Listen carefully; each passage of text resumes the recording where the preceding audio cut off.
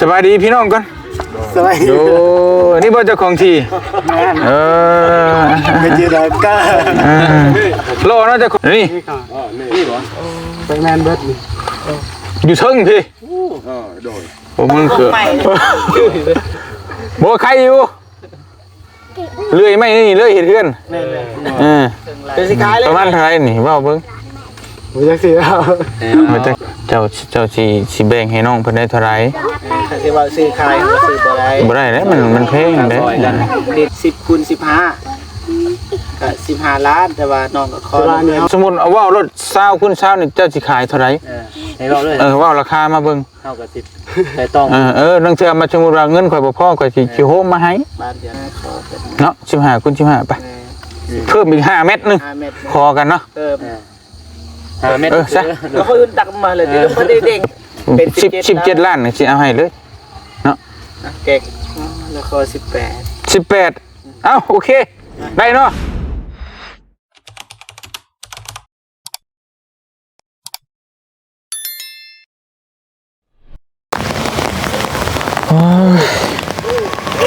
ว้ายฝนตกระบาดที่นี่พี่น้องเอ๋ยตัวพี่น้องนี่เนาะนะกับทักทายสบายดีพ่อแม่พี่น้องเบิดสุขทุกคนพี่น้องเอ๋ยเนาะเอามาพบมาพ่อกันอยู่บ้านน้องสาลีอีกแล้วมื้อนี้ก็สิมาสืบต่อเรื่องเมื่อวานพี่น้องให้มาถามเรื่องดินเรื่องดอนเพิ่นแหละเพิ่นสิว่าจังได๋หรือว่าจังได๋พี่น้องเอ้ยเนาะเอาปูชาท่าแล้วนี่คือเจ้าของเฮือนแท้นี่บ่เจ็บโอ้ปูชาลอยอีกเอาไปฉันฝนตกมารอบนี้ฝนตกฝนลิ้นเข้ามาฮะเข้ามา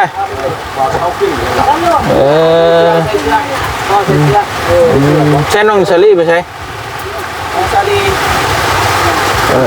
ไม่ข้าวเป็นอย่างนี้ครับผมพี่น้องมาโอ้ยสบายดีล่ะอีนางโดยประตูสบายดีบ่นหนักเนี่ยยังก็ยังก็นะลืมอากาเนาะอยู่พุ่นเพื่อนอายะเอาวะไม่ได้ไปงานดองบ่ไม่ได้ไปช่วยดองเขาบ่ทางนั้นเลยได้คอยมาให้มันนอนอยู่ดีฮังกามาเนาะเอาเนี่ยมาใกล้ๆมาถามเรื่องดินเรื่องดอนเขาเป็นอะไรเรื่องดินเรื่องดอนเขามาพี่อากามาใกล้ๆพี่ปู่ให้กูลูกนกฟ้ากันนอนใช่น้องนอนอยู่ใช่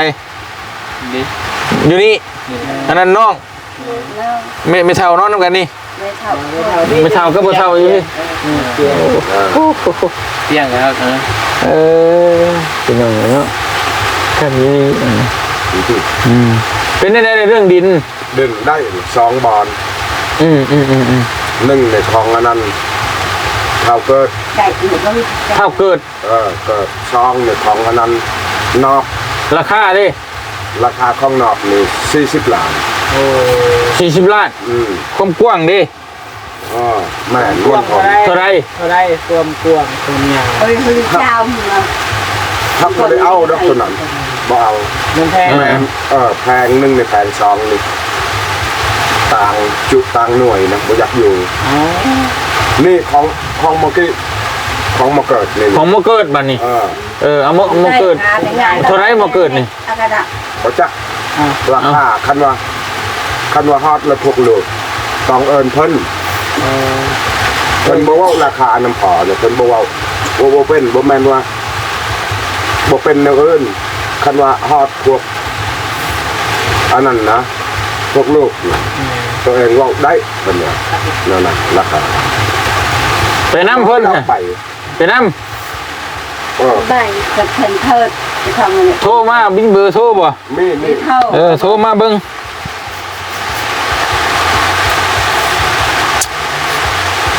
เราทักใหม่งานเนี่ยนะคะเป็นตัวกระตัดกระตกปอดก็ดิฉันเลย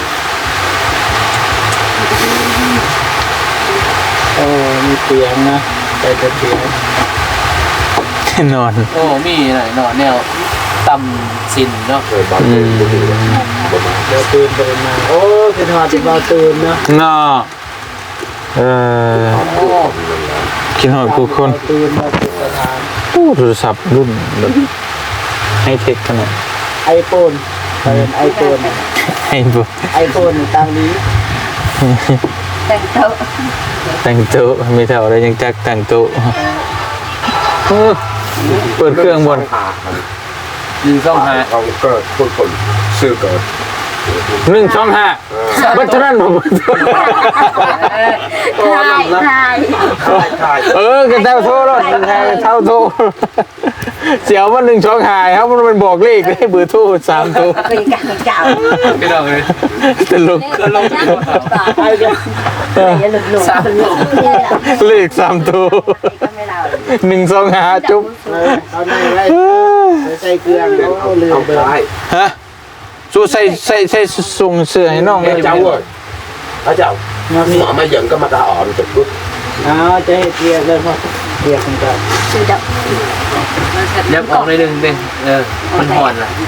ส่ง เบิ่งยังนางบ่เคยเห็นบ่ เดี๋ยวจะ จะเบิ่งคักบ่ ก็บ่คัก เคยรู้จักบ่รู้จักบ่รู้จักบ่ ต้นยังเบิ้งเหรออีต้นยังเบิ้งต้นเท่า รู้ เหร จักบ่ อ อีต้นเฮานี่บ่ เอ้ยต้นอายมาห้องนี้ ไอ้ต้นอะไรโอ้ เดินทางมาไกล ขอบใจ เห็นบ่เห็นที่ด้านไหน ระวังจังชีทางตาเด้อเด้อพวกคนมาเบิ่งกองเชียร์เต็มหลังอยู่พี่น้อง ล็อกล็อก เอาเบิ่งมาโอ้หายไปบ่ได้หั่นน่ะ กดครบเลย โอ้ยหนีบ่ได้คน มันไอ้ยาอยู่อันนี้อยู่ ว่าโทรไลน์ปนันบ่พอ หลาย บ่กุ้มเกาหัวเลยบ่นี่ โทรล่าสุดกันนะตัวโทรล่าสุด ไอ้เจ็บมันนี่ มาพี่ ไอ้บ่าวเจ็บเบิ้ง เจ้าโทร บอกกับคนดูอยู่อันนั้นเครื่อง พูด เบอ ถ้า ร์ พูด โท เนี่ย ร125 ทาย หนึ่งโซ่เออ เขียนไปฟ้า เขียนกระท่ายเป็นเขียน เคยโทรหรือเปล่า เคย เคยโทรเลยโดนหรือเปล่า ตอนเขาบอสบายก็เพิ่นเป็นแผล เป็นเขียน สอบตัวอย่างว่ามีเบอร์อีก125คือกันเลยถ่ายเบอร์125 เพื่อที่จะกินเราต่อเนี่ยจ้ะ เบอร์หลาย เล็กมาไทย ตากันเบอร์หลายเด้อใจเย็น หาเบอร์โทรกันจังหน่อยพี่น้องเอ้ยไปพี่น้องเอ้ยเพิ่นไปแล้วเอ้าไปนำเอาบ่นี่หาเบอร์โทรอันท้ายอัน125ก็บ่เห็นจ้อย ยอม โอ้นี่เนาะแล้วสาดบาทเนี่ย ไปนำเอาเป็น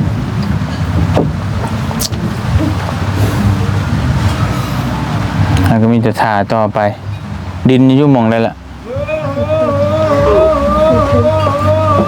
อ้าว มันยังไง เป็นมั่ว มั่วบ่นะ ไม่แน่ เล่นบ่เนาะ มั่วเลย โอ้ยบ่น้องเป็นเนาะเก่งเนาะน้องได้สิ ฟังคือแล้วนี่โอ้บ่ฮู้ซะว่าเพิ่นยังอีกหม่องเดียวนี่แหละพี่น้องหม่องนั้น40ล้านเพิ่นตัดไปอีกมันก็เงินเฮาบ่ถึงอยู่แล้วยังเหลือหม่องเดียวนี่เพิ่นสิขายเท่าไหร่บัดนี้มันอยู่ใกล้ๆนี้ว่ามันโมนั่นจ้ะเนาะแต่ว่าเบิ้งถ้าเพิ่นตัวจริง มีแต่นั่นแหละถามเบิ่งเพิ่นนั่นแหละพี่น้องเอ้ย ของดินเพิ่นมาพอเฒ่าเพิ่นยังไปนำอยู่โทรหาก็บ่ได้บ่ฮู้ว่าเบอร์นะ บ่ได้เอาเบอร์เราไว้เมื่อกี้นี่เนาะ แม่นเด้ เฮาสิโทรมาหาเราคิดว่าเราบ่มีโทรศัพท์ ถามเลยอยู่หั่นเนาะ อ๋อ บ่เฮาเบอร์เราไว้เดี๋ยวก่อนเฮาสิเข้ามันจะโทรให้เรานัดไปตามมาไว้ก่อนเฮาคิดว่าเราบ่มีโทรศัพท์เมื่อกี้ ก็แม่นเด้คือต้องบอกเฒ่าเพิ่นมีนะ เราก็บ่ธรรมดาเราก็มีโทรศัพท์คือกันเพราะว่าเขาก็จะหู้นะพี่น้องเนาะหลายคนก็ติดตามมาตลอดแล้วก็ยังบ่ฮู้เลย ลายมีหลายวันเนาะ แม่น มันลายได้เหลืองดินเรา เฮาก็หาจน ยืดยาวมาโดนเลย แม่น อ่า คันว่ามีเงินจะบ่ยืนเนาะบ่ดินก็มีอยู่ อืม แต่วันแพงนะแต่ว่าเฮาก็บ่ ติด ได้มี บ้าน เงิน แพงคนขาย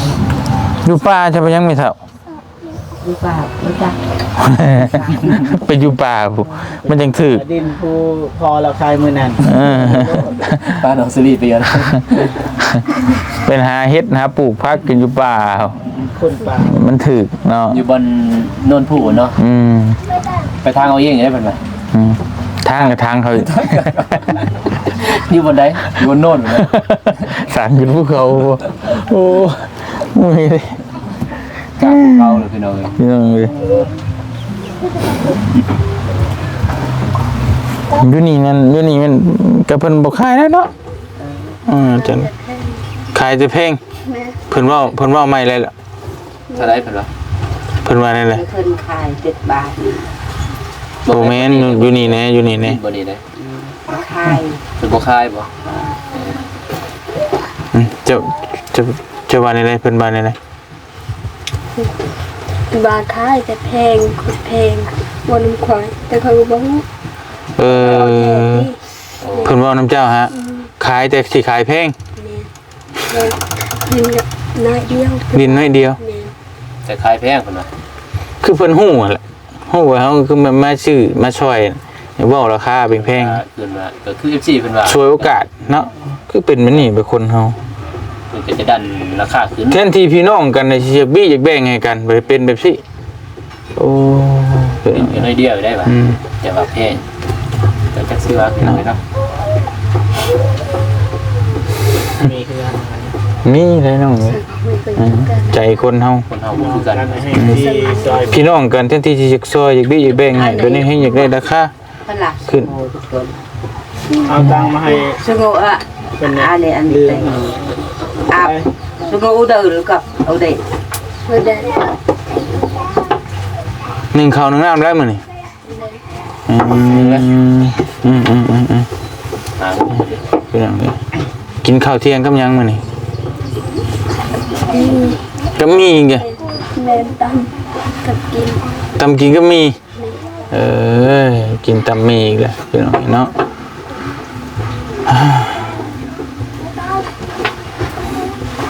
จักมื้อเดี๋ยวเฮามาหาน้องชะลีนวันที่จะโชว์ว่า แต่วันที่22พุ่นเด้ จะโชว์ที่4 5 6 7 8 9 8มื้อเลย แม่นมื้อแต่บ่ทันได้ยัง ยังได้อยู่ได้น้ำสางไหม น้ำสั่งน้ำสั่งจันทร์ น้ำสางจันทร์เฮาคุณแล้วฝนตกบ่สิคุณแล้วบ่ตักบ่ นั่นแหละ คุณแล้วฝนตก ถ้าเฮามีซีนอนนะแม่น ทั้งนี้บ่ฝนตกเลยเนาะ แม่น โอ้ตกคู่มือเลยพี่น้องเอ้ย ไปทายมื้อนั้นเพิ่นว่า FC ว่าคือเงินบ่นุ่มบ่ฮู้เลยว่าฝนตกนั่นน่ะ อืม คือคุณสุดท้าย FC ว่า FC เราลืมไปเมื่อนั้นฝนตก ฝนตก โอ้ย มาเอาคือนางคุณไม่เรียกนายมารินสุดท้ายฝนตกในมื้อนั้น อืม มี ก็นั่ง เอาว่าสิทายแต่ว่าฝนตกเลยเอาว่าไปหาทีเขาก็เลย แม่น ไปทายเนาะ มือเฮาไปหาที่อะแต่ว่าฝนตกก็เลยบ่ได้ไปหาบัดนี้ก็เลยไปถ่ายนำจันให้ FC เบิ่งสุดท้ายก็ว่าคือว่าเอาคือคุณสุดท้ายฝนตกพี่น้องเอ้ยเนาะ ไปลงออกไปเบิ่งนอกพุ่นละจังเด็กจังน้อยไปเบิ่งน้ำสางแล้วก็มีแต่สิขึ้นไปท่าเพิ่นอยู่พุ่นโดนแล้วหม่องทีพุ่นละเพิ่นมาก็ไปเบิ่งหม่องทีมันนั่นแหละ ที่บนนี่บ่เฮาไปเบิ่งกันบ่ โอ้ บ่ อยู่ชัย ทำได้ อยู่ชัยใช่ บ้าน ขึ้น เดี๋ยวพาไปนำกันไปเอาไปเลย อยู่แคมป์ทางบ่แม่ เดินทาง โอ้ เข้มทางเส้นนี้นั่นน่ะ ทางเข้าไปนะแต่ว่ามันน่าอยู่เนาะ จักสิอยู่หม่องไหน บอลเฮาเบิ่งมื้อนั้นบ่จัก อืม เฮาเบิ่งมื้อนั้นเอาต้อง แล้วพอดีแล้วลงเบิ่งแล้วก็ไปรัด แล้วบ้านนี่บ่ว่าบอล ไม่ว่าจิต บ่ว่าบอลมันนั่นมันเงียงน่ะได้ทมดินบ่มีเงินอีกแล้วบ้านนี่ บ่มีเงินก็ยากนังเจ้าก็ สวรรค์ ซื้อเอาโลตีนเดียวมา กับไปเตอร์ คุดแล้วก็ยุ่งให้น้องเพิ่น จำเป็นนะบ่ว่าบ่แล้วตี 3-4เนาะตัวหมด นะรถเบิดเป็น10ล้านอยู่รอหน่อยเห็นบ่ มัน2 ปี 2 ปีจริงแล้ว 2 ปี โอเคกระทุ่มให้น้องได้อยู่ เอ็นชมเชยเยี่ยม ลองเลย นะ เพราะว่าเยี่ยมFC ที่ผิดหวัง ต้องคิดให้ได้ ต้องเฮ็ดให้ได้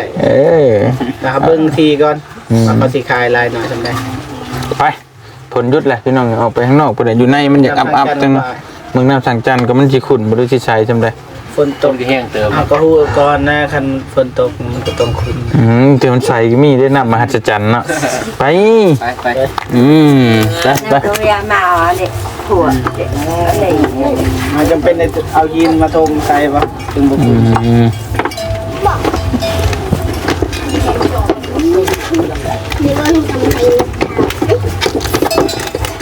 เสือเด้อกรุบเด้อโอ้ยงัวบ่เท่าลายดีเนาะ มีแต่ซีฮัตโต ยังเรียงไม่ ขายบ่พอ 5 ปี ขายบ่ บ่ ตัวหนึงที่ บ่ ชื่อไปเฮ็ดหยัง คนเดิมเหรอเป็นตัว ฮะ บ่ได้ตัว เป็นตัว อันขายราคาถูกนี่ซื้อพอ อ้าวไผไม่อยากซื้อกันว่าขาย 10,000 ตัวหนึ่ง บ่ได้ว่า ซ้ำนี่ตัวเท่าไรสมมุติว่าขายซ้ำนี่ นี่บ่2 ล้าน ฮะ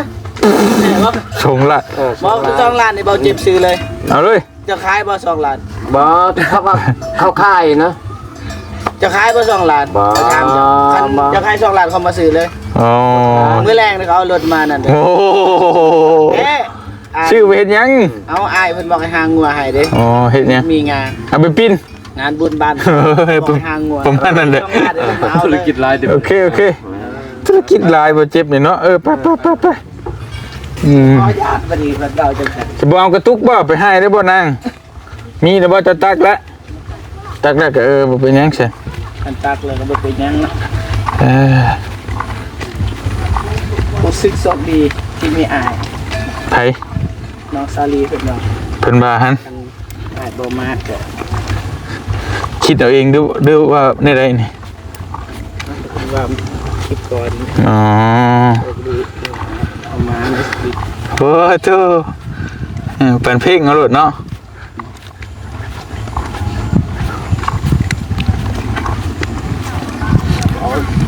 ใส่เนาะกุ๊บ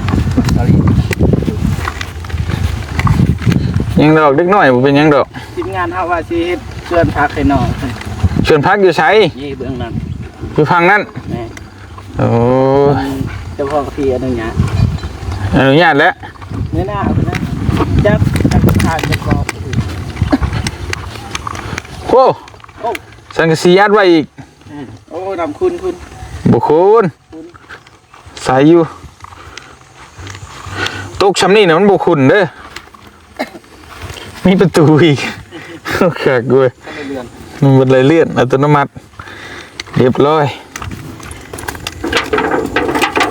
ใส่ ใส่แล้ว ใส่อยู่ น้ำเต็มดีเนาะแต่ว่าเฮ็ดนั้นมันสิใส่เลยอีกคือมันว่าเฮ็ดระบายเลย หืม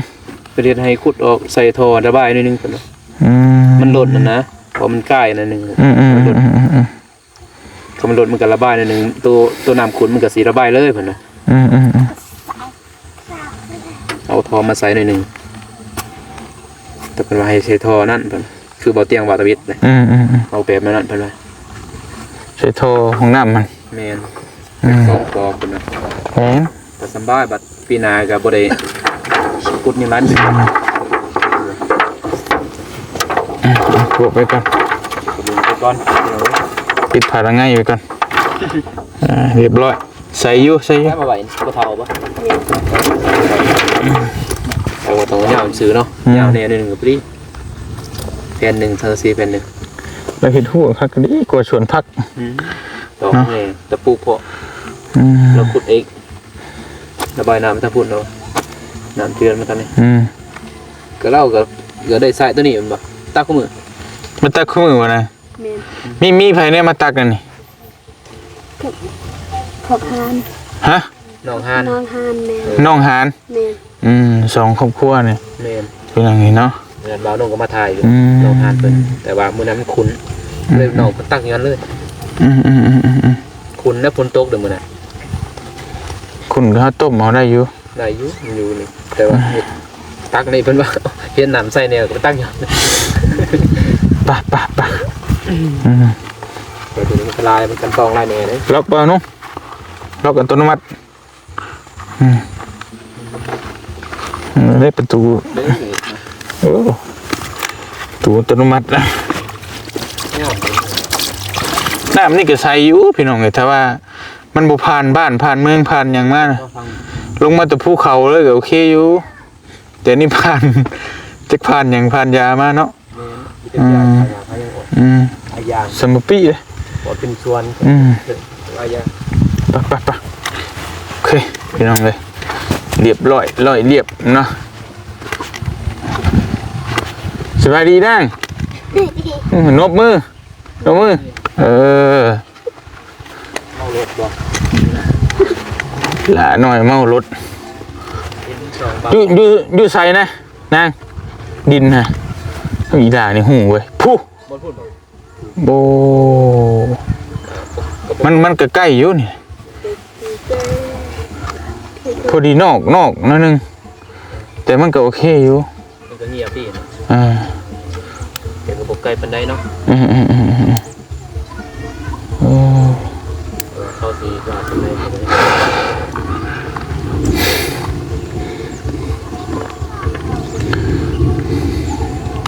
ไปขึ้นเทิงเดือถ่าประตูแล้วมาจึงว่ากันพี่น้องเลยเนาะ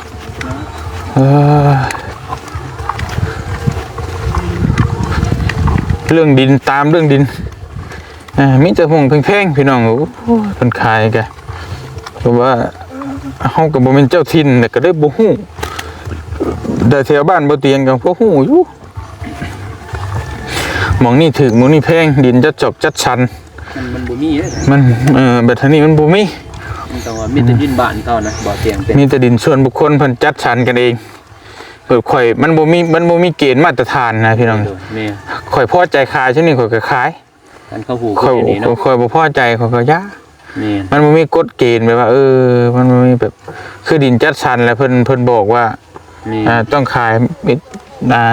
ม็ดเท่านี้เม็ดเท่านี้มันก็ซ้ำนั้นก็ได้เอาไปมาดินอยู่ในเมืองแถวบ้านเฮานั้นถือกล้วยอีกเลยแม่นมันไล่เป็นเม็ดเนาะไล่นึง40,000นึงโอ้40เม็ด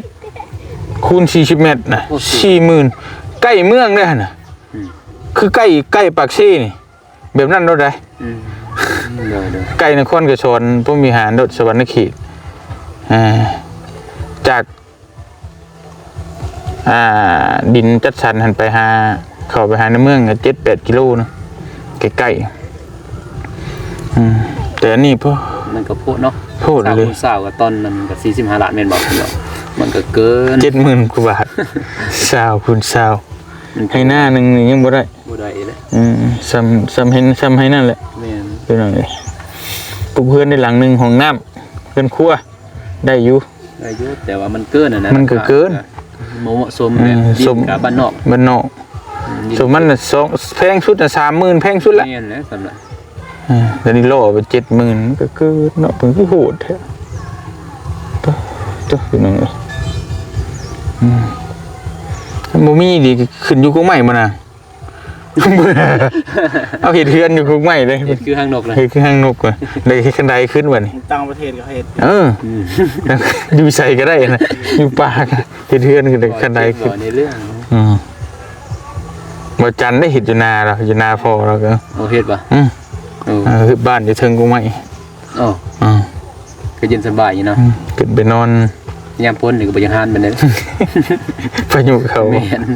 เวลานอนด้วยแต่กุ๊กไม่ใหญ่ก็บ่เป็นหยังเลยกุ๊กไม่เฮาก็เฮ็ดบ่สูงได้ต่ำๆบ่มันใหม่ใหญ่ๆขึ้นไปเนาะใหญ่การบนป้ายใน1เอสเป็นซัมปินเด่นไว้เด้อเด้ซีบ่ลมพัดไว้ซีซัมเป็นดินไว้เด้กล้าอยู่บ่น่ะสลีจ้ะไหวเด้อบ่เนาะมื้อนี้หยุดเนาะวันเสาร์หยุดโรงเรียนบ่ได้ไปเข้าโรงเรียนปืนนี่หยุดอีกมื้อนึงไปจะขึ้นเทิงพุ่นละไปถ่าเพิ่นพี่น้องเนาะถ่าเพิ่นมาแล้วก็สิคุยนำเจ้าของดินจักสิแนวใดพี่น้องถ้าวาง20ล้านยังใครอยู่ เขาจะได้ดื่มใช่แบบว่า เก็บเนาะ แมนตอนนี้เงินนั้นมี10ปลายล้านก็ออมแท้อาจจะได้4-50ล้านโอ้ย เนี่ยบัตรคือดิ เพิ่นเจาะน้ำนี่อยู่แถวนี้นี่เท่าไหร่เบาจิบ ได้บ่10 ล้าน แต่ก่อนในแพงแต่ก่อนเนี่ยนี่ได้เด้ 10 ล้านสำนี้แล้วเนาะ แม่น มันเป็นหูใหญ่บ่ แม่นไหม ผู้ใหญ่บ่ ใหญ่เลย จากแมตอูดอะคือบ่าวนุ่งเจาะนี่ก็เขาเจาะให้มีแต่6 เมตร โอ้ 6 เมตร 30 6 เมตรซื้อทอใหญ่ซื้อได้ทอสาวแม่นทอ40บ่ อ๋อ รอกันเจือนนะ กันเจือนซื้อกัน บ่ว่าหยุดเบิดเลยเห็นแล้ว เลย เท่าไหร่เจ้าโจร ขอเจาะแต่กี้ก็5 ล้านดาวได้ โอ้ตะกี้ บ่มันก็ซ้ำหูน้อยธรรมดาปกติแถวบ้านข้อยน่ะ เออ แต่ว่าเพิ่นหูใหญ่มันใหญ่กว่าหั่นอีกได้ ใหญ่บ่ แม่นใหญ่กว่านั้นอีกมันขั้นต่ำเนี่ยมัน40ปลายอยู่แล้ว ก็ กับ ก็ล หู อง ใหญ่ ก็ลองไปเบิ่งอยู่เฮือนนะเดี๋ยวเห็นทอกันเจือนสำนักหรือสำนัก บ่แต่เจ้าเว้านี่หูแล้วหูน้อยนะ หูน้อย เหมือนหูใหญ่หูใหญ่มันบ่แม่น นี่นะ หูใหญ่มันใส่รถมันบ่ได้ใส่รถน้อยได้ใส่รถใหญ่เลยเด้คือบ่เห็นนะเจ้านี่บ่เห็นมีแต่เขาเจาะมื้อนั้น แต่ เห็น บ้านเฮาบ่โอ้รถใหญ่เด้เข้าเฮือนน้องนี่เบิ่งเมื่อส่งจังหน่อยนี่เฮ็ดซ้ำนี่ โอ้ รถใหญ่เขาใส่อันนั้นอันลมเลยได้ทาง สุดๆแต่ก่อน7ล้านปลาย เจริญบ่ แม่นแต่ก่อน เดี๋ยวนี้กลัว 10ปลาย 10 ปลาล้าน กำลังเด้อ ไปเดี๋ยวจังว่ากันเรื่องน้ำเอาเรื่องดินให้มันรอด ดิ ก่อน นมันหลอดก่อน พี่น้องเด้อ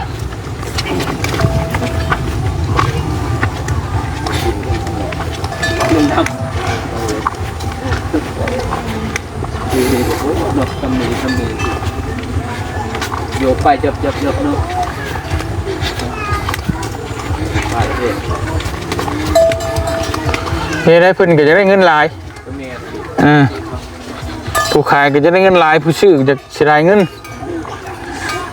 บ่มีเงิน มีถึงมีมันก็แพงหลายมันก็บ่ไหวเด้อ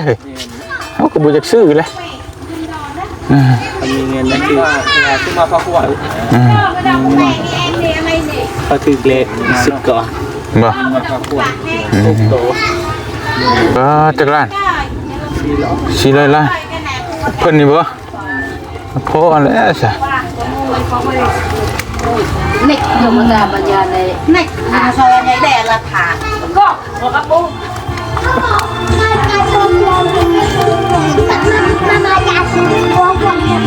ให้กินต่อเลยเฮ็ดบุญเฮ็ดรอง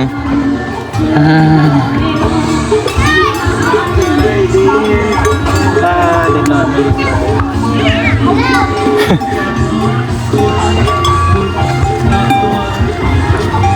พุ่นละทางไปพุ่นละพี่น้องเอ้ย นะ ถ่ายเพิ่นมากก่อนโอ้ปาดหน้ากันเลย ก่อนนะ โอ้เฮ้ยไปเลยป่ะไปเลยป่ะไปเลยป่ะ ไปเรียกอะไร ไปขึ้นน้ำกันไก่ป่ะ บ่ใกล้นี่นี่ ไปเจ้าของที่เนาะสบายดีพี่น้องกัน สบายดี โอ้นี่บ่เจ้าของที่ แม่น ไป จือดอกก้าร อเนาะเจ้าของที่เนาะเฮ้ยย่องไว้ก่อนนะพี่น้องเอ้ยหวานพืชต้องหวังผล มองแบบนี้บ่ได้แล้ว มีมันมีแนว เขาบอกช่วยบ่เล่นที่ใจได้กระเจิดต้องเปิดกินหมา บ่ได้พ่อเฒ่า แล้วเขาก็ไปคือกัน ไป ไปก็ไปนะไปสิว่าเจ้าก็ให้ไปเบิ่งน้ำกัน ตลกดีบ่ตากัน รู้สึกว่าเฮาลงมาทางนี้เนี่ยรู้สึกว่าอบอุ่นดีพี่น้องเลยมีคนย่างอ้อมข้างอ้อมเอวเฮ็ด FC เพิ่นก็เว้ารู้เลยผู้ปานมาผู้แทนเพิ่นว่า มันจะตักเจ้าเสียง หาเสียงโอ้ยนี่เพิ่นก็มักได้พี่น้องเอ้ยแหน่มาเพิ่นก็นี่หน่อยได้นี่น่ะก็เฮาบ่เว้าได้นี่โอ้ยรู้มาเป็นเชียร์ แม่นมาคำแน่นี่ ซึ่งฝนตกเราเลย แต่ฝนบ่ตกนี่โอ้ย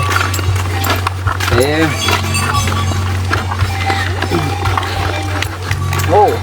มันจะไก่แน่นะ ฮะ น้องเพิ่นสิกาอยู่บ่ไก่ นอกแท้หน่อยเนาะก็ได้อยู่ ไก่นี่เหรอแต่ว่าไม่ได้ดิ้นนะเราสิได้ สิลำบากเรื่องไฟเรื่องอย่างนี้นะไฟมาหอดเติบต่อมากัน ตามสื่อของผมครับ ฮะของไฟของไฟของไฟนี่ งามาเล่นนะ có bờ không có bờ khi có bờ từ mình เพื่อ bờ พูดอยู่ อะเปื้ออันนี้อะไรยังนี่อะเกิด บ่สิเกิดคือเกิด สิเกิด บ่มีนี่สิเกิด nè không phải นี่ นี่ก่อน nè ไปแมนเบิดนี่ อยู่เทิงพี่ rồi ผมมันเกิด khăn thang nhìn เป็นป่าเลยนี่นะ นี่เฮ็ดเฮือนอยู่เทิงนี่กงใหม่ แมน เอาแต่กงใหม่ บัวใครอยู่เลื่อยไม่นี่เลื่อยเห็ดเพื่อน แม่น เออ จะสิขายเลยใหม่นี่ขายกันไกลที่กับขายไหม เอามันก็ต้องเอาดิใหม่ยังดีได้ดีเหมือน มันดินดงไม่เห็นเนาะ ดง มันเป็นดง ดินเหล่าเคย เอา ทำ ปลูก ไป กาแฟ เลย นี่ เออ xuân cà phê đây โอ้เขาก็สิเอาบ่หลายแดงขอแบ่งปันน้ำเพิ่น พอได้ปลุกเพื่อนปลุกซ่านนี่ซื้อนะบ่ได้ไว้ ใครจะมาพูดแก้ไขน้อง แก้ไขที่เรา สลีเป็น มาลงมายิ้มอย่างเดียวเลยเว้ยเนาะอาเกิดนี่บ่เกิด เกิด บ่มีอา สมมุติว่าสิแบ่งให้น้องเพิ่นนี่เท่าใด เอาอยู่ได้จักแม่ 20คูณ20 โอ้ตอนเจ้านี่กวนเด้อบ่ ก็ บ่กวางบ่ฮอดเฮกตาร์ บ่ฮอดไหลซำเนาะไหลนึงคือ40บาดเจ็บ ครึ่งไหลนึง เครื่องไล่ ประมาณเท่าไหร่นี่เว้าเบิ่ง บ่จักสิเอา บ่จักสิว่า เขาเว้า hả nhà vợ cả ให้เนี่ย ให้ข่อยเว้าแทนบ่ ให้ หาลาดไป เอาให้ข่อยเว้าเนาะเจ้าบ่เว้าได้ข่อยเว้าได้จะหาลาดตั้งคอกันนี่แหละแก้ไข กับให้สู้ ถ้ากระตังซอยกันเลยไอ้เลย ทางที่แท้ก็บ่แม่นพี่น้องกันนะคือกับน้องสาลีแต่ว่าก็ซอยกัน เลยเพียงเขาอยากซอยเพิ่น ข่อยก็บ่มีดอก ไปคือบ่มีมันไก่เซ็ต แต่ว่าอยากซอยเพิ่นพี่น้องเอ้ยเนาะเจ้าสิแบ่งให้น้องเพิ่นได้เท่าไหร่ ถ้าสิว่าซื้อขายซื้อบ่ได้ บ่ได้แล้วมันแพงเด้ ดินมันแพง เราเลือกซื้อใกล้มันก็เรื่องราคาเนาะนี่ตามมาแบ่งกันนะแบ่ง มันก็สูงเด้มันสิเบิดกันได้ขึ้นบ่มันคิดบ่ตรงกันข้ามเลยกับอันบ่เจ็บบ่เมื่อกี้นี่คิดว่าอยู่ฝั่งนี้สิถมดินบ่ง่ายแต่นี่มันเสียดกันได้ขึ้นเลย เจ้าบริตัวบัด thang này cái đinh phân บ่นี่มัน บ่ดินมันปลูกเฮือนบ่ได้เฮาก็ต้องเอาหม่องมันนี่นะเพราะว่าต่อจากนี้มาหานี่นู่นแหละนี่ก็แบ่งเจนึงนี่แหละเจนึงพอได้ปลูกเฮือนได้แต่เฮาก็ น้อย ต้อง เดียวดอกเบา ต้อง คนเศร้าซื้อ giờ cũng có ở bờ ประมาณนี้มาหาหันแหล้วซาวมาหัน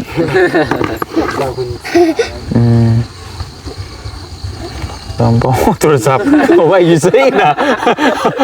ลึกลับแท้เลยโอ้ยบ่คิดว่าบ่เห็นเนาะ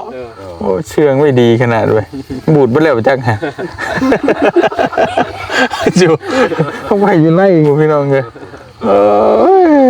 อาจเกิด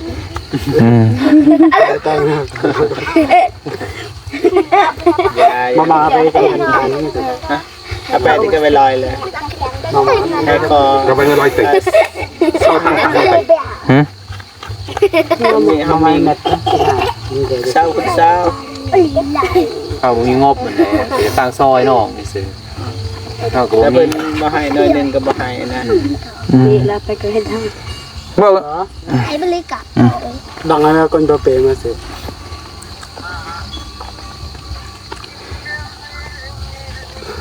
ของเพลงของเพลง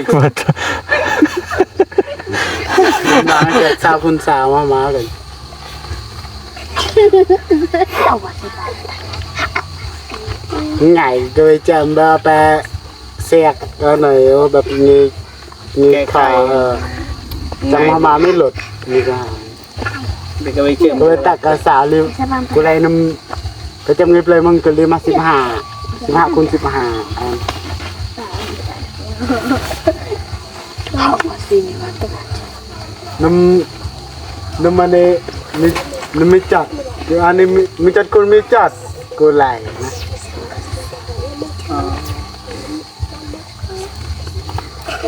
ผู้ภาษาแล้วตายในรุ่น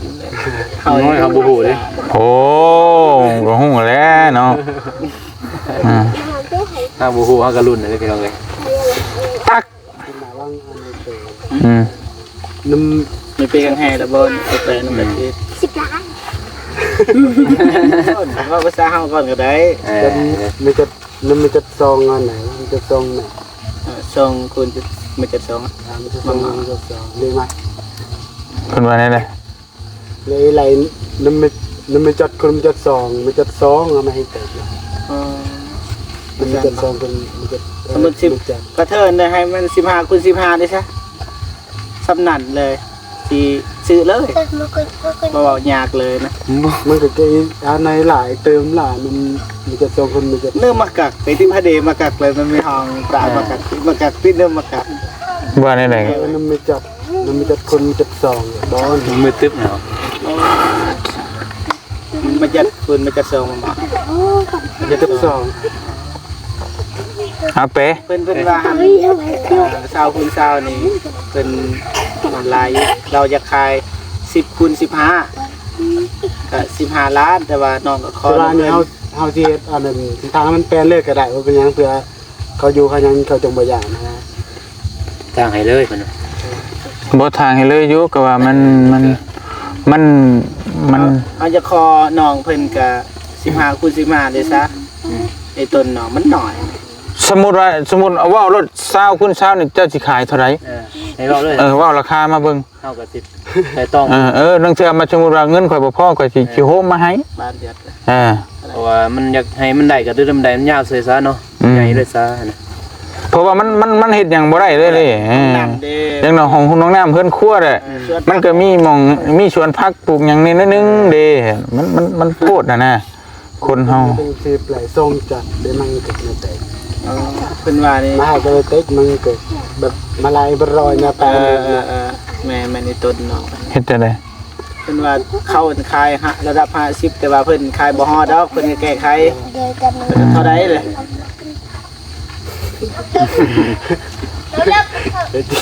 เป็นจะเลยก็ ขายก็ อันนี้แปลจัดมันเกิด 30 30 30 ล้าน ลุงอะไรบ้างก็บ่ได้เนาะแล้วแต่เพิ่นเฮาก็ สาวเป็นสาวว่าในเกลือยังไงแต่ก็แบบอีบรอยใน คัน15คูณ10คูณ15นี่10ใช่15 ล้าน แต่ว่าคัน15คูณ15นี่นะขอเป็น เนาะ15คูณ15ไปเพิ่มอีก5เม็ดนึง 5เมตร พอกันเนาะ 5 เมตร ซะ แล้วเขาตักมาเลยดิไม่ได้เด้งเลยดิ เพิ่มให้15คูณ15ก็ให้17ล้านไปเนาะเอาเพิ่มอีกนะคอกันนะ ด้านคอเนาะ ไปซอย แล้วว่า10คูณ15 10คูณ15นี่15ล้านบัดนี้ก็เพิ่มคออีก5เม็ดนะเพิ่มอีกก็17ล้านนี่สิเอาให้เลยเนาะ แก้ไข ไปน้อยเดียวนึง5เม็ดนึง อารมณ์ดีเอาให้อยู่คิดว่า ยิ้มเลยอยู่เนาะ บ่มันกระเทินเด้ให้มันนี่ช้าทางหน้านี่15ยาวไปก็15 แม่นเพราะว่าเพิ่น มันก็บ่ได้หลายปานนั้น มั นะ กช่วยเหลือคนอยู่ ก็นั่นแหละช่วยกัน เพราะว่าเพิ่นไปสักยาอย่างแต่ละเถื่อบางทีบ่ได้เอาเงินกันนี่ มาสายซักบ่นี่นะโอ้โห เป็น โอ้ หมอยา หมอ พันหมอเลย ซอยคน ก็นั่นแหละน่ะเอาบุญน้ำกันเนาะ แม่นเอาบุญทำกันเฮาก็ ได้แต่ว่า บุญทำกันวิน17ล้าน น้ำบัก ไอ้ข้อ5เม็ด ขออีก5 เม็ดหนึ่งนะ ซื่อๆนะ หาไม่ได้ซื้ออ่ะ นึ่งตักน้ำหมูกรอบเราอีตักเยอะหน่อย เพราะมันอยากหอมบ่แต่เฮาปลูกเฮือนมันก็สิบ่มีฮอดอันนี้นะเวลาเฮาเฮ็ดหัวแล้วมันก็มันห เจ อ อ ม แล้ว ดี อร่อยก็ไป ทำ15 คูณ 15น่ะพอได้อยู่ เบาๆก็ได้ เดิม เดี๋ยวว่าสักจังเรือตะกาลซะแล้วข้อ18 18เอ้าโอเคได้เนาะ จับมือ มาเอาแล้วเจ้าโคได้กันได้ไป15 คูณ 15ไปขึ้นไปเบิ่งบัดนี้เฮ้ยไม่เอาขึ้นได้บ่เว้ย ได้ปะ ได้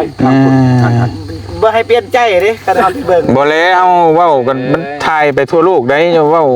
ผู้ใหญ่เป็นผู้ใหญ่เนาะเป็นหยัง คันเฮามาเที่ยว 18 ล้านพี่น้องประมาณ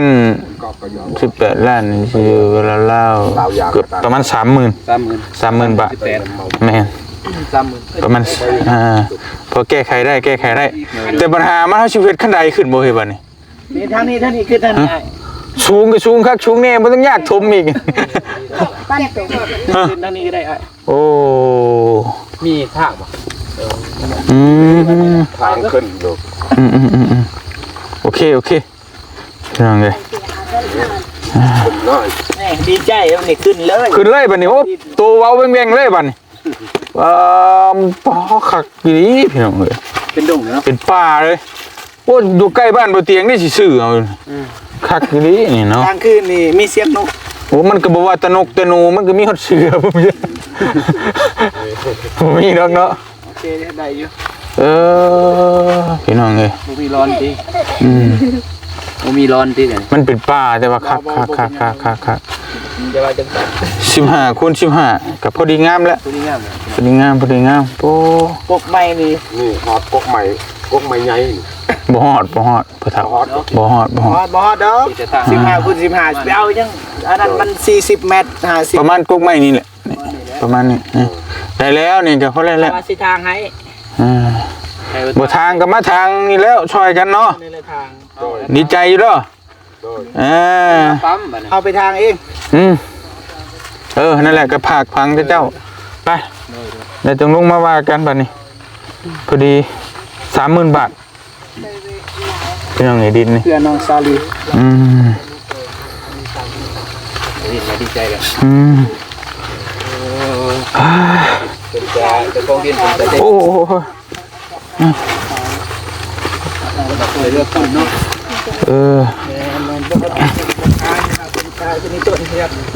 ก็ต่างซอยกันนั่นแหละเฮ็ดได้เพราะว่ากับดินมันก็มันบ่แม่นในบ้านเด้มันดินนอกบ้านนี่ พวกวัวเนี่ยพวกอยู่ในบ้านเขาซื้อเจ้าคนเจ้าก็อยู่ตึงอันนั้นใกล้บ้าน บ่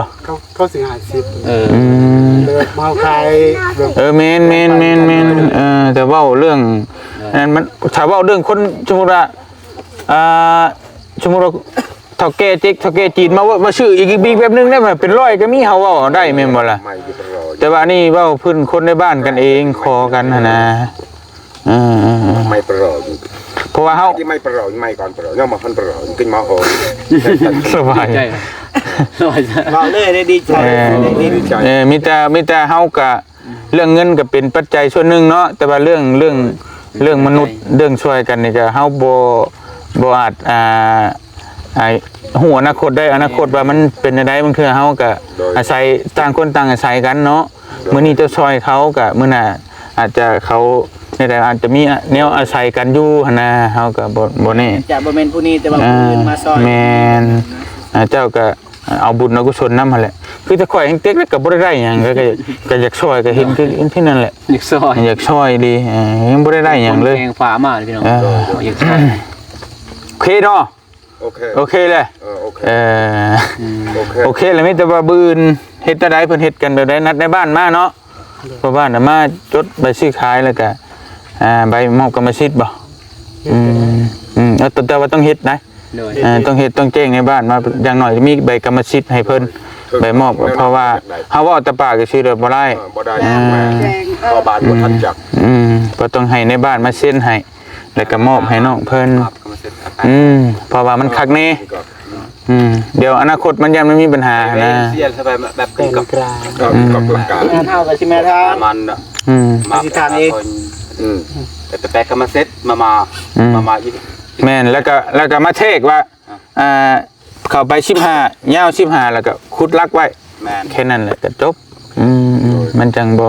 ก็ได้เขียนใช่ในหั่น15คูณ15เฮาก็ส่วนตัวนี้เพิ่นทำความสะอาดไปแทงทางอิหยังก็ได้ส่วนว่าเจ้าทางบ่ทางก็บ่เป็นหยังดอก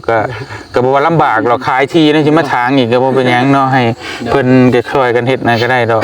เฮ็ดจังได๋ซั่นน่ะ คันว่าปั๊มบ่ได้มีแต่5เพิ่นนั่นแหละแต่เพิ่นเชี่ยวชาญ มีจักร แม่นบ่ตัวนั้นเฮาก็จังว่ากันอีกเทื่อนึงเนาะ หาก็หาว่าหาซื้อดอก แม่นมีแต่เฮาก็นั่นก็ ซื้อได้ ก็นั่นก็จังสิจ้างเพิ่นอีกเทื่อนึงมาไม้ตอกขอบตาตัวนั้นมันนี่ก็น่ะมีแต่ว่าแดนเจ้าสุดฮอดใช้ซั่นน่ะ เดียวดู ฮอดหัวน่ะมานี้เนาะแล้วก็ให้จากแดนนั่นแหละนับจากแดนมานี้แล้วก็จังอันนี้พี่น้องเนาะให้มันติดกันเพราะว่าเอาอันพอดีทางให้มันแปดนี่ให้มันเห็นกับบ้านนะแต่ยังเป็นญาติเนาะอยู่ไกลอะไรก็ได้หน่อยก็บ่ไกลไปได้ดอกแต่ว่ามันก็ ให้ลงเลยลงเลย60 เพราะว่าเฮาก็แบ่งเอาเจนึงแหละเอาเจนึงมาต่อไปทั้งอ้ายเพิ่นจะขายอย่างนั้นก็เรื่องแล้วแต่อ้ายเพิ่นอันนั้นก็เป็นนั่นเพิ่นนะเพราะว่าเฮาต้องเอาเจนึงนี่แหละบัดที่เหลือไปฮอดพุ่นก็ว้าโตยังมีเงินเด้เนาะก็มักเลยธรรมชาติเพิ่นนี่ข่อยมักป่าเด้ถ้าข่อยได้ข่อยสิบ่ทาง ปลาเลย ป่าเลย เพื่อนอยู่ เฮ็ดเฮือนอยู่ในอีหลีเจ้าบ่เบิ่งหลังเฮือนข่อยชื่อมาปลูกกกไม้น่ะข่อยอยากได้คนเมื่อจะปากเช่ไปฮะ เซ็ตส่วนหลังบ้าน แม่นเห็ดมันเป็นป่าข่อยมักเลย แล้วก็ นอนอยู่พื้น แล้วก็มีห้วยแล้วก็กอแล้วก็ปล่อยน้ำนะครับกัน เอาห้วยมันจะใช้ป่า ไปเฮ็ดสร้างเอง โอ้สร้างห้วยเองเลยโอ้ยก็บ่ เคยมีนะอยู่หลังบ้าน ก็ว่าจังเว้ากันอันน่ะ เสียด้วยน้องอยู่ เนาะโอเคพี่น้องเอ้ยเนาะเอามีแต่สรุปกันพี่น้องเอ้ยเนาะในราคา18ล้านพี่น้องเอ้ยทั้งนาบ่าวเพิ่นก็บ่าวเกิดเนาะเพิ่นก็บ่ได้ว่าแบบเว้าเรื่องขายเด็ดขาดใช่เว้าเรื่องการแบ่งปันแบ่งให้เนาะ แม่น ถ้าขายอีหลีมันก็กลัวหันว่าซั่นนะพี่น้องแต่นี่เว้าเรื่องแบ่งกันก็หลีกแล้วเด้อล่ะเด้อเอาเราลงลุ่มพุ่นเลย จังใดก็ขอบมุกขอบใจหลายๆเด้อทางบ่เกิดที่ซอยเนาะพี่น้องเอ้ยทางพี่น้องเพิ่นเบิ่งอยู่ก็คือสิทราบซึ้งในน้ำใจของเจ้าได้แบ่งปันกันก็เพราะว่าข่อยก็หามาหลายหม่องหลายบ่อนเพิ่นก็เว้าเพลงแล้วก็หม่องมันเพลงนี่กับมันบ่นั่นกับดินบ่งามบ่หยังแน่กับมันหลายอย่างหลายแนวกับมันไกลโพดบางม่องนึงก็มันก็ถึกอยู่แต่มันอยู่ไกลบ้านเพิ่นก็บ่จะมันสินะก็ให้น้องเพิ่นไปอยู่มันก็บ่ไหวกับอันนี้ก็พอดีอยู่ใกล้เขตเก่าเพิ่นเคยอยู่นี่แน่เนาะพ่อเฒ่าเนาะเพิ่นก็เคยอยู่หม่องนี้นะ เอาเป็นเกย และไปหม่องใหม่มันก็บ่คุ้นสถานที่อีกบัดนี้มันก็ยากก็พอดีเหมาะเจาะกับคอทั้งอ้ายเพิ่นได้นี่แหละแบ่งเอาเจนึงเจนี่แหละพี่น้องเอ้ยแล้วก็เฮาต้องคอยว่าดอกทำความสะอาดนั่นพี่น้องเนาะแต่พอดีเลยก็อยู่ทึ่ง กินนี่ก็ปลุกเพื่อนไปก็จะหอคอยเลยนะเห็นบัดนำมื้อนี้โอ้เห็นวิวทิวทัศน์เลย น้องคิดว่าดันลุงมันสิไปทบดิน โอ้เท่านี้นะทุมเอาเจ้าโล่มาชุกกับปีนึงสิได้ปลุกเพื่อนได้บ่นี่นะมันก็บ่ไหวดอกนี่มันบ่ไหวพี่น้องมันเฮ็ดหยังบ่ได้ดอกมีแต่ปลูกกาแฟหยังไปซื่อมีแต่บื้นน้อยเนาะบื้นจังนัดกันพี่น้องเอ้ยจังได๋ก็ขอบมุกขอบใจหลายๆพี่น้องเอ้ยนะบ่เตียงก็ถือว่าโล่งใจพี่น้องเอ้ยก็ขอบมุกขอบใจขอบบุญขอบคุณหลายๆเด้อ FC เด้อพี่น้องเอ้ยทั้งเงินบ่เตียงก็ยังบ่พอบ่ได้ก็สิดึงใส่ได้เพราะเงินน้ำบ่าวน้องมีอยู่14ล้านปลายเกือบ14ล้านปลายเนี่ยน้องบ่าวน้องเนาะ 4ล้าน14ล้าน4แสน50,000 แม่น14ล้าน4แสน50,000กีบเด้ออ้ายเพิ่นว่า18ล้านบัดนี้ก็ทางบ่เตียงก็สิดึงใส่สิตืมใส่หั่นแหละเพราะว่าอยากให้มันได้นะ เนาะมันบ่พอก็สิเอาเงินบ่เตียงเองแหละตื่มใช้ โดยทีมงาน แม่นรวมกันพี่น้องเอ้ยยังให้ได้ เนาะ อยากช่วยอะไรอยากช่วยลีโลพี่น้องนี่เนาะอย่างน้อยก็ให้น้องเพิ่นได้ที่มีมึงอยู่มึงเศร้าแล้วก็จังว่ากันอีก เดี๋ยว ดีใจบ่นะ ดีใจ ดีใจบ่ ดีใจ จะทางได้บ่ป้านี่ฮะได้บ่นี่กกไม้นำนี่ ได้ ได้อยู่โอเคบ่แม่นว่าให้ทางกกใหญ่ๆเลยบ่ก็บ่ว่าดอก หน่อยๆเนาะ เนาะได้บ่พ่อตุพ่อเฒ่า ได้ ได้บ่ ได้ สู้ตาย โอ้เสียงหัว คักพี่น้องเอ้ยจังว่ากันเนาะก็โอเคแล้วปิดจ็อบอยู่ที่18ล้านเป็นเงินบาทก็ประมาณ 30,000 บาท เมียนเดี๋ยว ถามว่าสำหรับเฮาที่เคยซื้อมาก็ถือว่าบ่ถูกบ่แพงก็ถือว่าก็คำสิคิดว่าแพงก็แพงคิดว่าถูกก็ถูกเพราะว่ามัน 30,000 นี่ก็เติบหนึงอยู่ เมียน แถวบ้านค่อยคือค่อยว่าน่ะดินจัดสรร40คูณ40เมตรก็ 40,000 บาทนึงเด้อแต่ว่านี่ก็บ่เป็นหยังดอกขอแต่ให้เพิ่นแบ่งให้ นี่แล้วแพง แม่นมันละพื้นที่เนาะ พื้นที่มันเนาะดินมันงามบ่รู้ว่าจังได๋เฮาก็บ่ฮู้พี่น้องเอ้ยดินมันงามปลูกผังง่ายเนาะปลูกกระพงกระเพได้มันก็ได้เป็นจักเพลงเนี่ยจักหน่อยป้าจังได๋ก็ขอมกขอบใจหลายๆพี่น้องเอ้ยบื้นเจอกันเด้อสบายดีเด้อพี่น้องเด้อบื้นมาเบิ่งน้ำกันเนาะอารมณ์ดีขนาดพี่น้องเอ้ยเนาะนั่นคือว่าเจ้าอันเป็นหมอบ่ไปซักให้นี่เป็นวัดอยู่ได้เป็นมุกขี้มูกกี้อยู่ แจ้งเพิ่น ซักได้บ่ กินเอาก็ได้ กินเอาก็ได้ เลย เอาเพิ่นถนัดซักได้เพิ่นว่า เอ้าเจ้าว่าเองว่ากินมันบ่อยากอยู่มันบ่ซักมันแห้งนะมันแก่เลย มันแก่ บ่เตียงไปงัดมันนั่นก็3เข็มพี่น้องเอ้ยโอ้เกือบบ่รอดจุ๊บแล้วก็ตุ๊บอีกโอ้หมอตาแตงเฮ็ดข่อย กินแล้วยุบเลยไข้เนี่ยอยู่ไปพี่น้องเอ้ยเดินทางก่อนสบายดีเด้อพี่น้องเด้อบ๊ายบาย